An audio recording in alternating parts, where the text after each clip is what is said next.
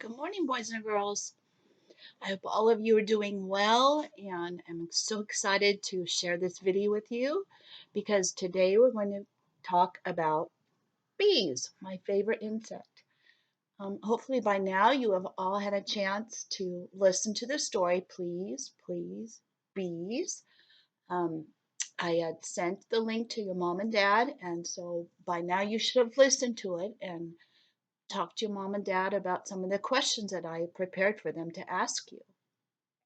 In the story, remember the character, Benedict the bear, and the bees had a problem, and they had to learn how to work together to solve that problem. Remember, Bear wanted to eat the honey that the bees provided for him, but his garden was a mess, and they decided to go on strike and not provide him with honey anymore until he cleaned it up. And so that's what they did.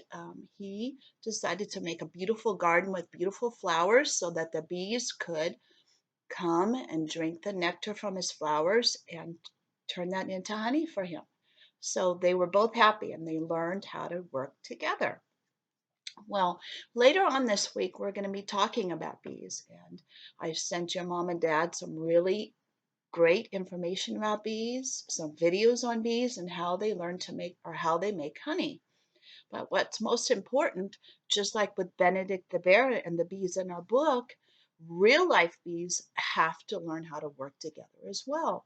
They have to be a team, and there's many insects or bees in the beehive that work together. Um, I wanted to show you a picture. There's a picture of a bee. We know that bees make honey, but how? How do they do that? Well, they do a little dance by their beehive, and that dance is their way of communicating and telling each other where really great nectar and flowers can be found. So they fly out to the flower, and I have a flower here from my garden. They fly inside the flower and they drink nectar. Now, they don't have a cup, they don't have a glass. They fly into the flower, and deep down inside of the flower is that sweet juice called nectar. And they use something called a proboscis. Now, we all have tongues, but bees have a different kind of tongue, and that's called a proboscis. The proboscis is like a straw. They have a straw. So they take their tongue, their proboscis, and they put it down inside the flower and they suck up that sweet juice called nectar. Now they keep that juice in their mouth and they fly all the way back to the hive. And this is gross. They spit that juice into the beehive and they mix it with pollen and they let it sit for a while. And eventually it turns into what? Honey. Oh, yeah. Mrs. Davis says honey. It turns into honey.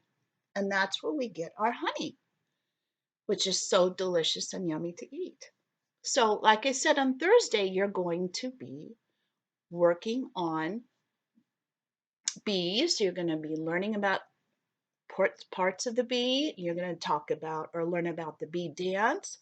And you're going to be drawing some really cool pictures about bees. So, hold on your hats. We're not done here. I want you to make sure you have a piece of paper, pencil, and if you have crayons, that would be awesome because we are going to do a writing lesson now all about bees. So go get your materials. I'll pause it for a minute.